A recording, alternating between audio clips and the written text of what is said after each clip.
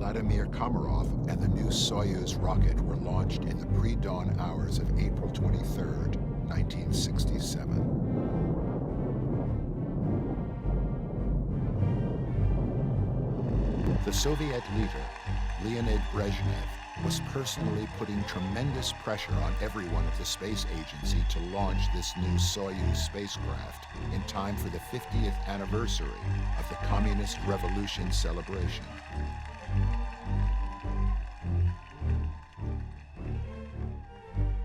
Posters were readied for schools and government offices, showing Komarov in his crisp military uniform with his shiny medals. However, the guidance system shorted out. The solar panels failed to deploy properly, and Komarov's capsule was losing electrical power and going out of control as a result. Komarov's capsule hit the Earth at 600 miles an hour, exploding and almost disintegrating on impact. There was no hope for Komarov's survival. Recent developments and brand new declassified evidence now clearly show that there's much, much more than meets the public eye about the secret life and death of Colonel Vladimir Komarov.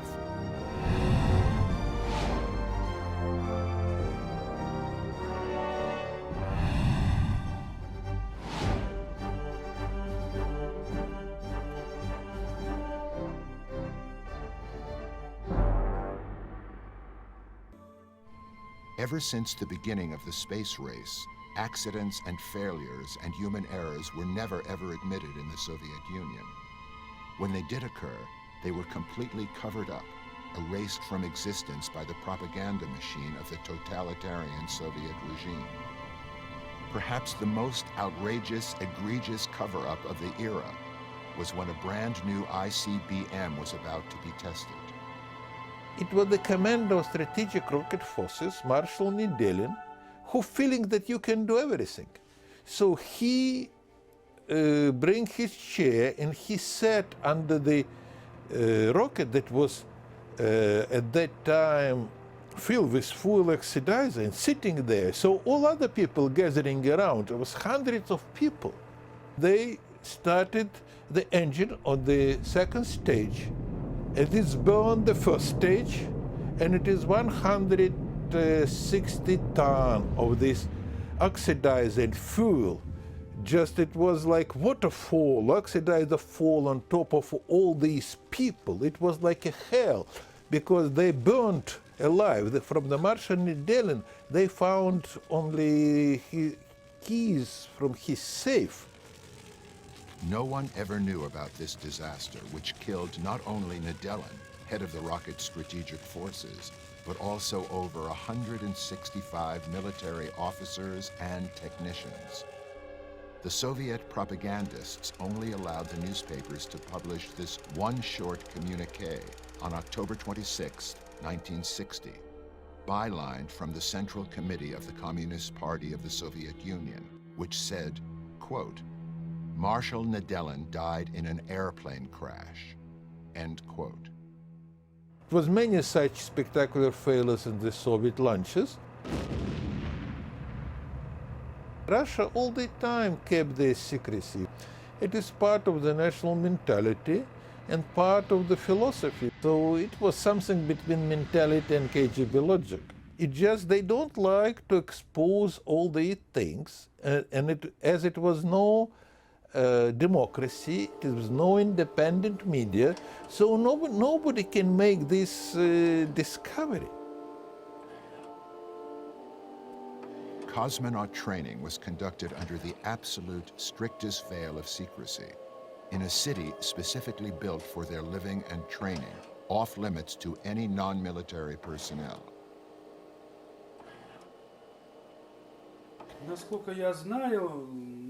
Many of the cosmonaut trainees were not necessarily from the Air Force Academy, and it wasn't only test pilots that became cosmonaut trainees. For example, Yuri Gagarin was not a test pilot at all. He was just a young pilot chosen from an air squadron in a remote base in the north with only a few hours of flight time. On the other hand, there were also some well-established test pilots chosen to be in the cosmonaut corps. that were all highly regarded, like Vladimir Komarov. Any trainees who dropped out or who died during training were erased from existence, literally, airbrushed out of photographs, and any evidence of them destroyed, just like those victims of the Nedelin disaster. Not even parents, wives, or children were allowed to be aware of what their son or husband or father was doing. It's been well over 50 years since the beginnings of the space race and the secrecy behind all the cosmonaut training and the efforts to get them into space. I find it fascinating that just recently the newspaper Pravda, the quasi-official media outlet of the Russian government, admitted for the very first time that 3 cosmonauts, Ladovsky, Shaborin, and Mitkov, that they were killed in early efforts to get into space on the suborbital flights, and that their names as heroes should now be recognized. That was an amazing revelation, but it does beg the question, what else has the government and the space agency kept secret, and what other lies have they told us over the years? When the word went out that pilots were sought for the dangerous venture of space travel, by far the best and most famous Soviet test pilot of that era was Colonel Vladimir Ilyushin. In December of 1960, Colonel Vladimir Ilyushin was even awarded the Hero of the Soviet Union Medal, the highest Soviet award, equal to America's Congressional Medal of Honor. Vladimir Ilyushin was a test pilot, one of the best test pilots of his generation. He was son of the famous Russian aircraft designer Sergei Ilyushin, who designed the Ilyushin II, the combat plane, named Shturmovik, the Second World War, and then the many passenger plane Ilyushin bombers. In Russia, there's a group of families who are significant historically, and the Ilyushins were certainly one of those. And the fact that it was all in the same sphere in aviation and aerospace sciences was significant. It was therefore, in my view, no accident that Vladimir Ilyushin would have been picked as the man for the job. I mean, it was an obvious choice. He was the right age, he had the right training, he had the name. I had seen a photograph of Vladimir Ilyushin wearing space gear and referred to as a member of the cosmonaut group, training for cosmonaut. Therefore, when I heard the story that Vladimir Ilyushin had been up in space, it fitted.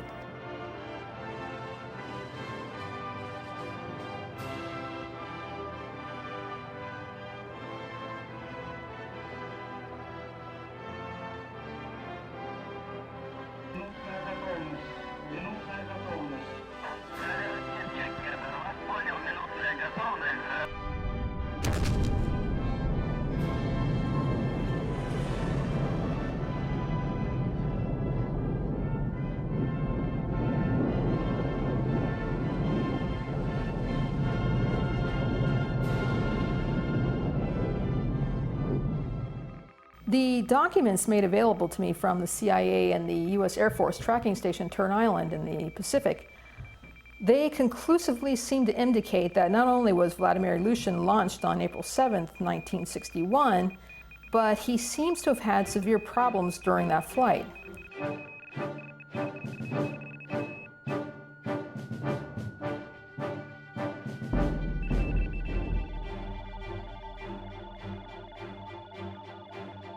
Now, I'm not sure whether there was a failure of the guidance system or perhaps a malfunctioning thruster causing the ship to spin uncontrollably and maybe causing Ilyushin to black out, but from my interpretation of the data, he apparently missed the re-entry spot after the first orbit. Seems to have come down after 3 orbits. The orbital dynamics of the Earth's rotation would have put Ilyushin's re-entry in mainland China after 3 orbits.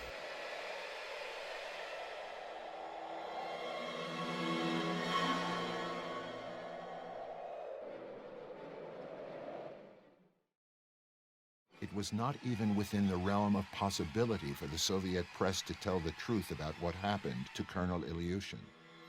The inept accounts about his whereabouts on April 7, 1961, were hilarious, as laughable as a sitcom. The Soviet Union was its own worst enemy as regards propaganda. I never believed that the story that Soviet Union was good at propaganda. It was not.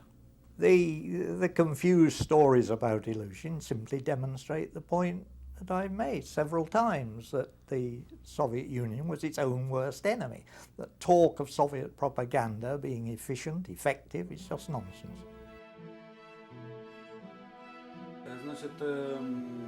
At that time, in the beginning of the 1960s, it was very possible to cover up just about anything, including a rocket launch, because the propaganda was everywhere and all media was strictly controlled by the Kremlin.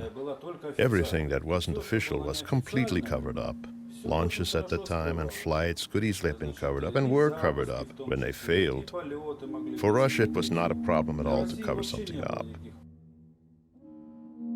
Amidst all the confusion and controversy swirling around Colonel Ilyushin's aborted mission, and during a time when some began whispering about claims of cover-ups and conspiracies, young Lieutenant Yuri Gagarin was secretly and hurriedly named to be the first man in space.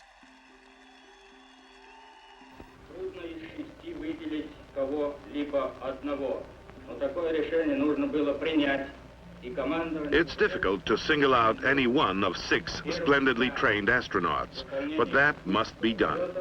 The Air Force Command recommends Senior Lieutenant Yuri Gagarin for the first space flight, and it has decided to appoint Herman Titov as backup pilot.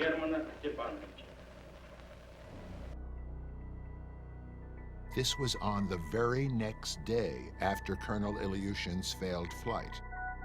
There was a highly secretive closed-door meeting with top military officials, told at the last minute to gather. Oddly, immediately the next day, which was on a Saturday, April 8, 1961.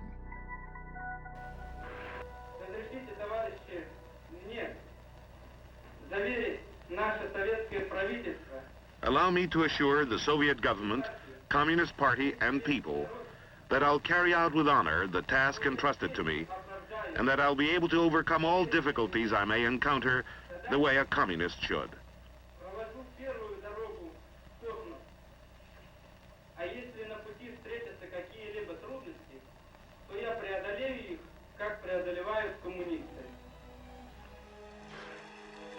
Very suspiciously, only 4 days after being officially named the next first man in space by the Soviet space officials on April 12, 1961, the strictly controlled Soviet media reported the successful launch, orbit, and re-entry of the first man in space, cosmonaut Yuri Gagarin.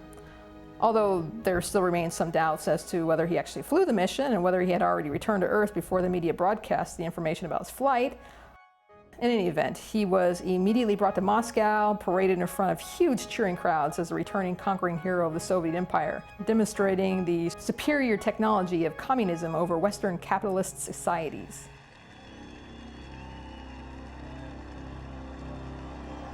Любое новое задание нашей партии и правительства. Майор Гагарин. The Soviets were now on top of the biggest story of the century. They had their handsome, youthful, enthusiastic member of the Communist Party, one who they could present to the world as the conquering hero of the Soviet Socialist Empire. The general public reaction was one of tremendous enthusiasm, spontaneous enthusiasm, with crowds, as when Gagarin drove in with Khrushchev from Vnukovo airport. The streets were indeed lined with thousands of people who were absolutely enthusiastic, with homemade posters and banners and goodness knows what. They were really swept away. I would say that Gagarin became the icon of my father's achievements. He became the representative of the Soviet Union with his nice smile and the face. And you have this idol in the countries all the time. It was like Elvis Presley to the United States later. You cannot pick them and say, you will be the icon. People have to pick them and say, you are the icon. Gagarin may have been, at least at first, a willing participant, but he must also have started to figure out by then that their plan would be for him to spend the rest of his years as a fraud. After all, to party members, it was the communist society, communist government and court of international opinion on communist perception that came first, far above any individual's needs or wants. Living the life of a lie, Gagarin was also showing signs of severe alcoholism and depression, mood swings worsening throughout his travels during these busy years.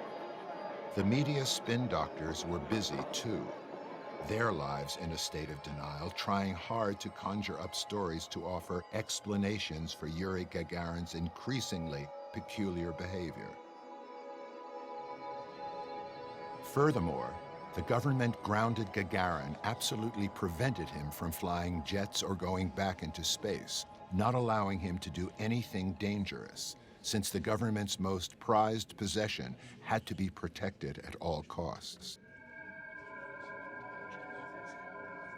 Perhaps Gagarin's knowing he was a fraud, living a lie, combined with his entanglement in the Soviet PR machinery, and then being told he's denied the green light to ever fly again, all this started to really wear on Gagarin's psyche.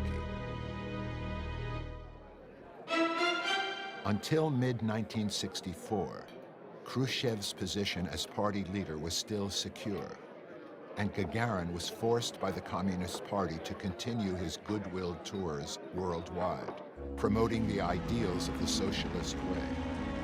However, the Soviet Union's mounting economic problems increased the pressure on Khrushchev's leadership, and Khrushchev's administration was also continuing to spend an increasingly untenable amount of money funding the space race, instead of modernizing the conventional military forces.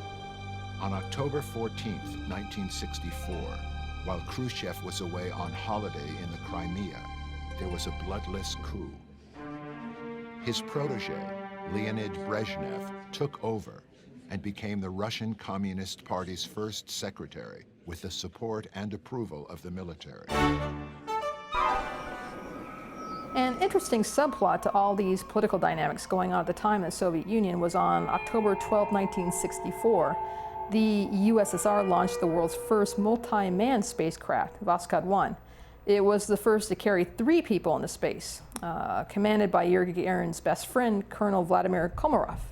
Now, this was a highly dangerous modification to the capsule and considered as a very risky stunt back then in order to upstage the American space flights, because all 3 men could not wear spacesuits in the cramped capsule, and there was no ejection seats or escape tower. The bravery and heroism of these 3 men to go into space without spacesuits and taking all kinds of risks certainly is unheard of these days.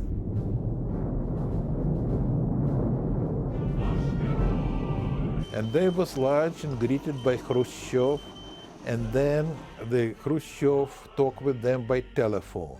But when they returned to the Earth, they was met with the new leadership.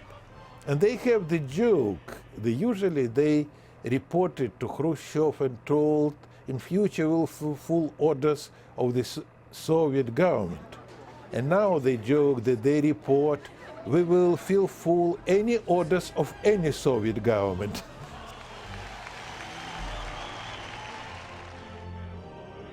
As soon as Brezhnev became leader, he developed an increasingly conservative and regressive attitude, especially towards Yuri Gagarin, who found he was suddenly given the cold shoulder. Gagarin was abruptly frowned upon by the new regime, especially because he was seen by them as a symbol of a Khrushchev accomplishment. Gagarin was rapidly approaching the limit that he could tolerate. of having his entire life under governmental control. He was ready to quit the cosmonaut corps and the Air Force and take his chances doing anything else. Gagarin's public overuse of alcohol, visible depression, and mood swings were getting more and more noticeable and more difficult to control. At that point, the head of the space program, Sergei Korolev, saw a need to step in. Korolev promised Gagarin that he'd get him back on board a flight, that he'd use every ounce of his power to make sure Gagarin got another chance to go back into space on the newly developed Soyuz spaceship scheduled for launch in 1967.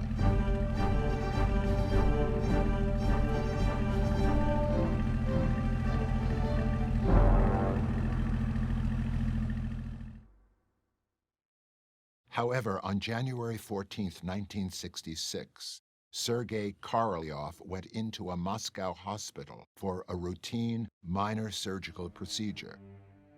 A malignant tumor was discovered, and Korolev died on the operating table. With the death of Korolev also went the promise to send Gagarin back into space.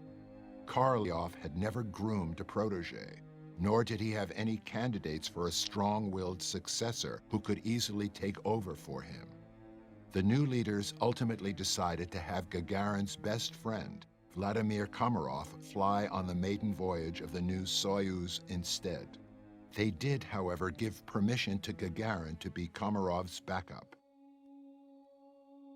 Let's say when we're talking about Gagarin, the Soyuz and the Komarov, they were very different people. Komarov was a much more experienced person, and I think he was much older than Gagarin. But he has his personal friends with whom he went hunting, or went to watch the soccer game, or hockey, or have the party.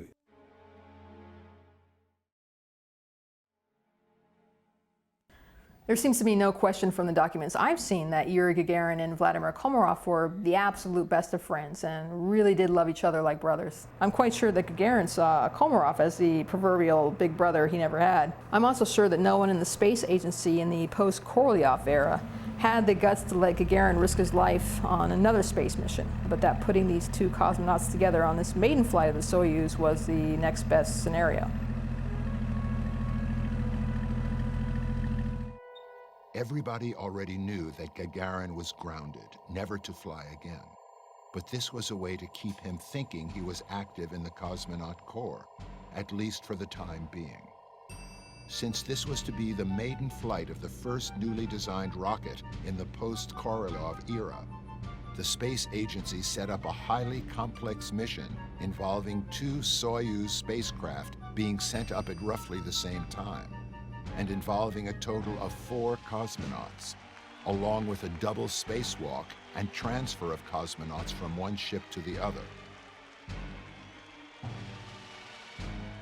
Gagarin and Komarov demanded they be the ones to test and inspect every aspect of this new spacecraft and capsule. During their inspection, both Gagarin and Komarov found several design flaws with many of the switches and wiring, which would most certainly lead to a catastrophic failed mission if this problem occurred in space.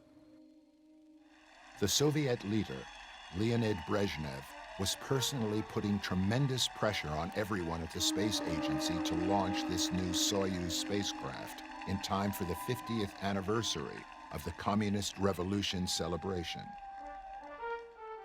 This resulted in the space agency being either unable or unwilling to accept Gagarin's and Komarov's claim of design flaws and potential failures. Gagarin and Komarov even went so far as to write a personal letter to Brezhnev, appealing to him to not use the spacecraft, detailing its more than 200 problems and requesting that the flight be postponed. That letter was personally delivered to the Kremlin, but the letter mysteriously disappeared shortly afterwards. Once again, Gagarin stood toe-to-toe with the inflexible and impersonal Soviet machinery that cared less about saving the life of his best friend and more about the image of the great empire.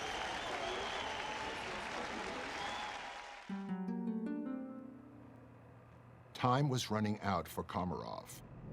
Of the 4 unmanned test launches of the Soyuz before Komarov's flight, all 4 were failures, having exploded on the launch pad or shortly after launch.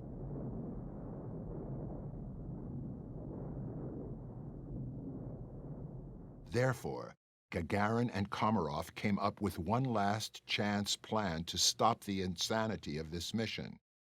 The strategy was to create a huge scandal in the space community just 2.5 days before Komarov's flight, during a meeting with Communist Party members, space agency dignitaries, and official government-approved reporters and photographers in a news conference-style setting. It was a formality presenting cosmonauts to the officials in this setting and go through a few rounds of questions and answers. Both Gagarin and Komarov believed that if these people were to find out the truth about this badly planned mission, then surely they would put a stop to it and save not only Komarov's life, but the other cosmonauts in the second capsule as well. So it was decided by Gagarin and Komarov that during the meeting, Komarov would tell the truth about the mission, which he did. The audience was expecting simple, routine statements, but instead saw Komarov stand up and bluntly warn about several design flaws, how the spaceship was not at all ready for launch, and that the flight would be a suicide mission if he flew on schedule. The audience, completely shocked, was totally taken by surprise at Komarov's brutal honesty. However, rather than the officials expressing sympathy for Komarov's cause and demanding an investigation, there was complete silence.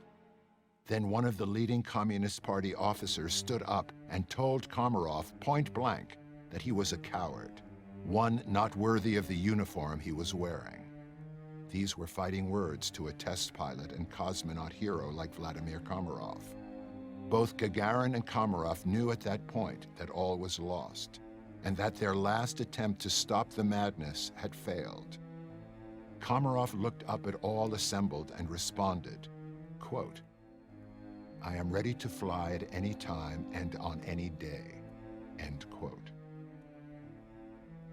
For someone like Vladimir Komarov to have the guts to go into space without a spacesuit, then to be called a coward for not wanting to go on a suicide mission, that certainly must have put him over the top. I've seen a report where Komarov's friends admitted that Komarov laid out all the details of his impending flight and the dangers involved to his wife. The wife was reported to have told him to refuse to go, and his response was that if he refused to go, then Brezhnev would send Gagarin up in his place, and it would be him that would surely die. Komarov really thought that was unacceptable and felt that Gagarin needed protecting. Gagarin himself made several frantic last-minute appeals for a personal meeting with Brezhnev. He also placed several angry calls to Kremlin officials, but all his meeting requests were refused. Brezhnev wanted the new spaceship launched on April 23, 1967, and no one was willing or able to stand up to Leonid Brezhnev.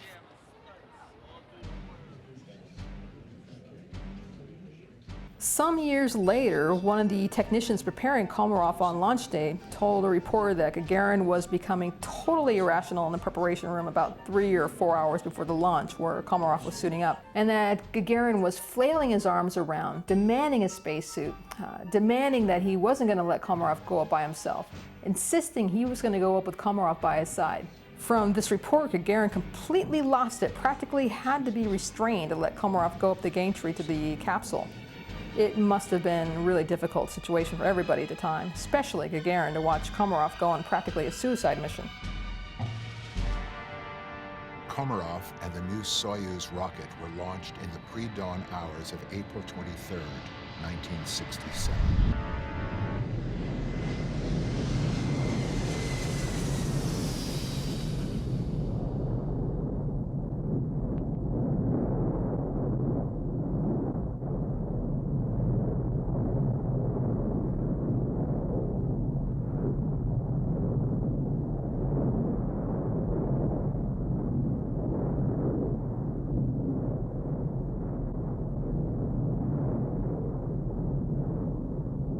However, just as Gagarin and Komarov predicted, the equipment failures began almost immediately.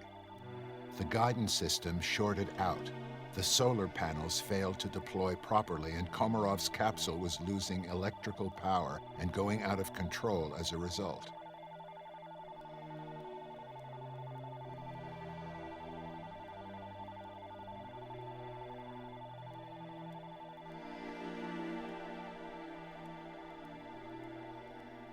These massive and immediate failures, at the very least, prevented the launching of the second Soyuz spacecraft, sparing those 3 cosmonauts. Komarov switched all systems to manual controls, and he was thus able to orient his capsule properly for re-entry in the very narrow entry corridor at the soonest possible opportunity, and to line up his re-entry thrusters to slow his speed. Gagarin had demanded to be the capsule communicator with Komarov in the mission control room, and so he was able to be with his best friend up until the final moments of re-entry.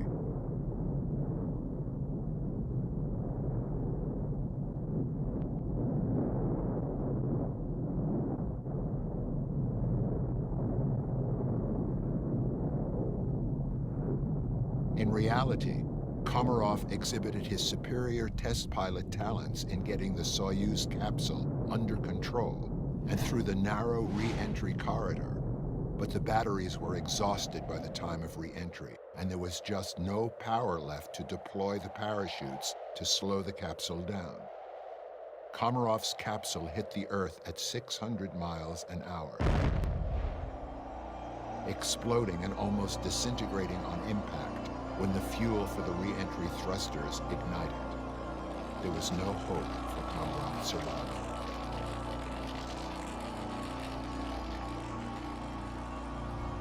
Gagarin hopped on the next plane out to the landing site, which happened to be a cargo aircraft, to see for himself what had happened. Once there, he found a still smoldering crater filled with twisted and melted wreckage, along with the burned-up bits and pieces of what was left of his best friend. Traumatized by what he had seen, Gagarin himself started to go through the wreckage, picking up the pieces of what was his best friend, and ordered as much of Komarov's earthly remains as could be readily located to be placed into a casket, and were immediately escorted back to Moscow by Gagarin and other military officers that same day. The strictly controlled Soviet media was in a complete quandary about covering Komarov's flight failure, especially since the launch itself was widely reported with great fanfare and publicity. This situation was thus unlike the Nedelin disaster that killed so many people, or Ilyushin's failed flight, or all the other ill-fated and tragic cosmonaut trainee accidents. Those missions were not reported live while in progress, so they were reasonably easy to cover up, to destroy the evidence. However, in Komarov's case, reporters were live and the public was waiting near their TVs and radios to hear of the flight's progress since the early morning. But the Soviet news media totally ignored any mention of the flight for the whole rest of the day, almost as if there was never any flight at all. The whole of the press corps was absolutely on edge. Furthermore, Moscow was a mass of rumors. Moscow was always full of rumors about all kinds of things, but at this time it was about space. And there were several different versions of the story. Some of them were published in the West. We were constantly exchanging phone calls. Have you heard this? Have you heard that? And what do you think of it?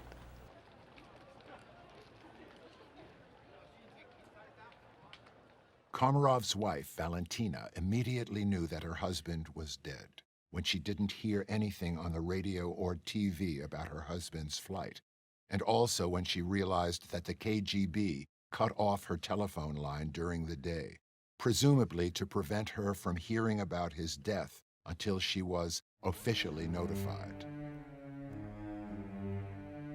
A group of generals pulled up to her driveway later that day. and gave her both good news and bad news. The good news, as told by the generals, was that her husband had heroically survived both the flight and landing, and the mission itself was a big success. But the bad news was that he died in a hospital as a result of burns he sustained in a bus crash in the city of Shulkovo, just outside of Moscow, on the way back after the flight. That was how the Soviet media was preparing to report his death. The generals left Valentina with her husband's official death certificate as dictated by the Kremlin. This is the scientific mission of communism, to reshape reality as a new social order and a new human being will arise. And so the PR strategy was naturally going to fit that end. And as I think more about it now, in thinking about the logic of the system as it confronts the bad news, it makes perfect sense that they would have reshaped the reality of it to suit their own needs and to project a different story to the world. It was all justified. The Soviet Union was useless at propaganda. There was never an accident, there was never a mishap. The picture was of perfection. But what the Soviet propagandists did not understand was that by presenting the difficulties, the problems, the mistakes, the accidents, the mishaps, they could have presented a far better picture of the Soviet Union than in fact they did. And, showed a completely inept approach. Valentina immediately called up Yuri, who just returned from the crash site.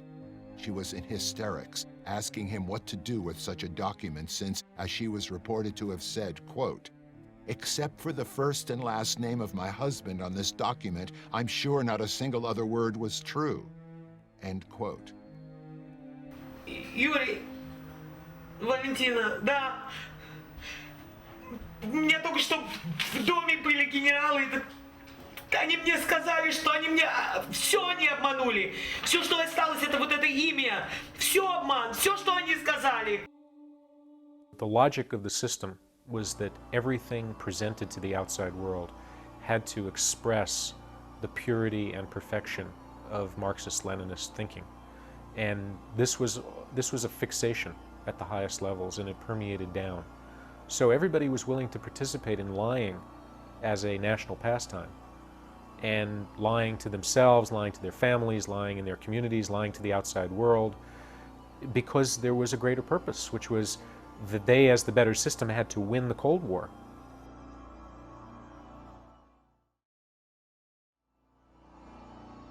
So when the Soviet propagandists tried to cover up Vladimir Komarov's flight, exactly the way they tried to cover up the Nedelin disaster, and exactly like they tried to cover up the Ilyushin flight, it must have driven Gagarin over the edge, and he just must have lost control. I mean, the guy was already traumatized over seeing his best friend getting smashed to pieces on an unnecessary suicide mission. But then to have it brushed under the carpet and the world would be told that Komarov was killed in a bus crash, it was too much for Gagarin to bear. I've seen recently declassified State Department and CIA reports referring to Gagarin storming into the Kremlin, shouting, screaming, demanding to see Brezhnev, demanding the truth be told about Komarov. And he died a hero of the Soviet Union at the controls of a spaceship, and not from some make-believe fire in a bus crash in Moscow.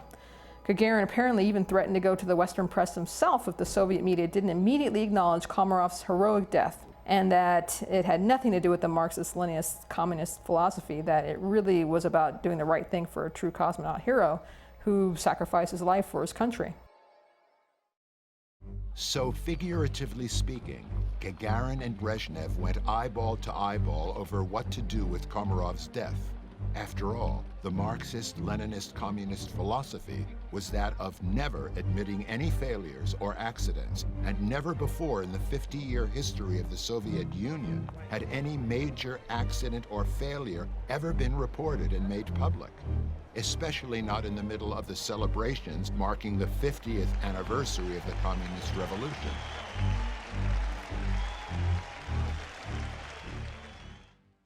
However, this one time, it was Brezhnev who figuratively blinked first. Brezhnev apparently backed down when confronted by Gagarin, the great hero and icon of the Soviet way of life.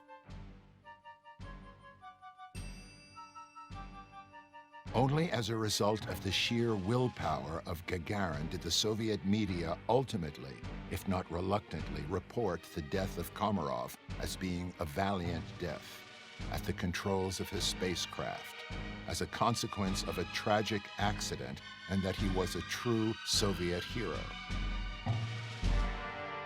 Marxist-Leninist politics prided itself on being a scientific, objective analysis of human and natural law. And if you are really good at your Marxist-Leninist theory, then nothing in the real world should be less than perfect. So it was a great embarrassment not only to disclose this fact externally, but to have to admit it internally in the halls of power.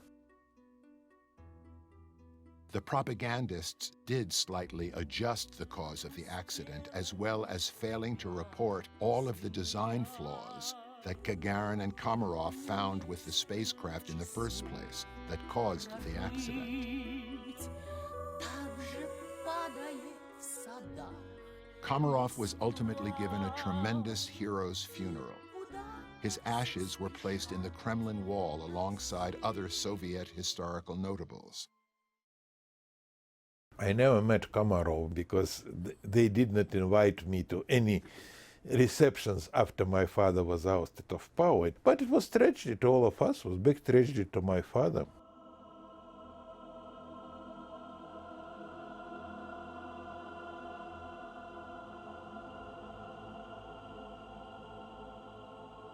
One thing was for sure, that Brezhnev would not soon forget being stung by Gagarin on this day, and being embarrassed into admitting a major failure in Soviet technology.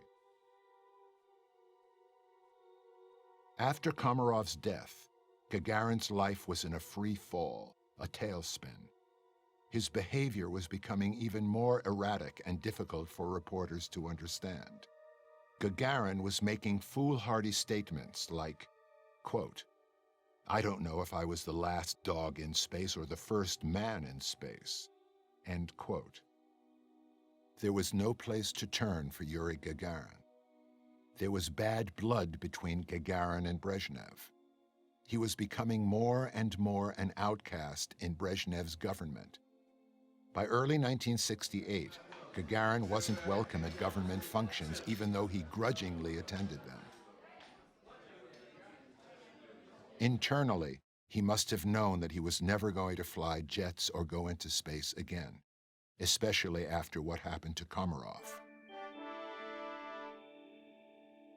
I've seen at least 3 or 4 reports from the State Department that describe Gagarin getting drunk at a government function in early 1968, and that he actually threw a glass of champagne in the face of Brezhnev in front of a bunch of dignitaries. Now, I can just imagine that if Gagarin was becoming so disrespectful of the Soviet leadership that Brezhnev would have gone to the head of the KGB and told him that enough was enough and it was time to make Gagarin something other than a live embarrassment.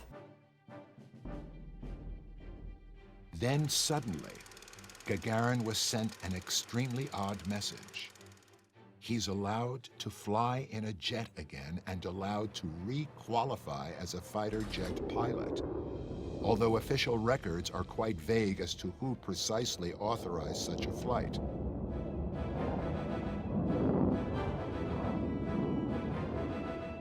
He's sent up in a MiG jet for the very first time in 7 years on a so-called routine training mission. Then, on the very first day of the very first flight he takes, the jet suddenly, inexplicably crashes.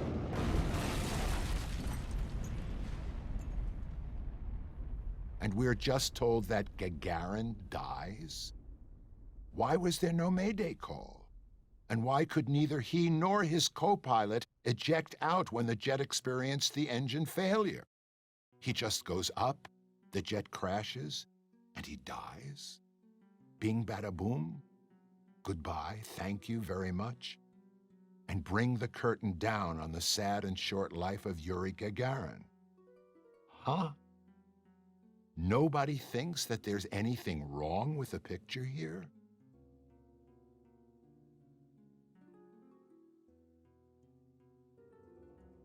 When we talk about the Gagarin death, it was mystery because nobody know what was happened. Of course, it was personal tragedy, it was national tragedy, it was world tragedy because we lost the man in his young age when he was a hero. But from the other side, it is leaving his image for the history. Maybe it was more in his interest that he leaving this young, smiling person. I've reached the point in thinking about what the Soviet Union managed to pull off in the way of lies to the outside world, or lies to its own citizens, or lies to itself, not to be surprised that something like that might have occurred. If he was killed, it probably was because they didn't want somebody telling the story or being undisciplined about it. Unfortunately, we may never know whether he died of an accident or of a murder. Well, it seems perfectly clear to me that Yuri Gagarin's death had the fingerprints of Leonid Brezhnev and the KGB all over it.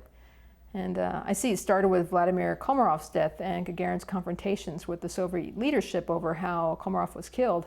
To me, I see this untold story of Vladimir Komarov and his death. It was more a story of true heroism. It was more of a story of a man who was willing to sacrifice himself to save his best friend. And for Yuri Gagarin, that he was willing to make a stand and risk his own life and reputation in confronting the Soviet leadership to do the right thing, honoring his friend's death. It would be fascinating to see what other stories and what other secrets come to life from the trickle of information now or in the future released from the Russian archives about the old space race.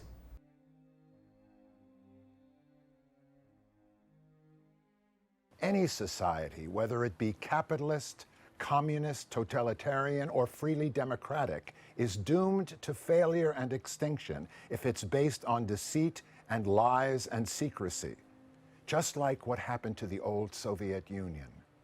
I, for one, can't, in good conscience, sit back and allow or tolerate falsified history books, governmental cover-ups, and international conspiracies to continue without question. I feel we have planted a seed of questioning to begin to set the record straight about Vladimir Komarov and Yuri Gagarin and the practices and procedures of the old communist Soviet empire. I guess I leave history to the historians.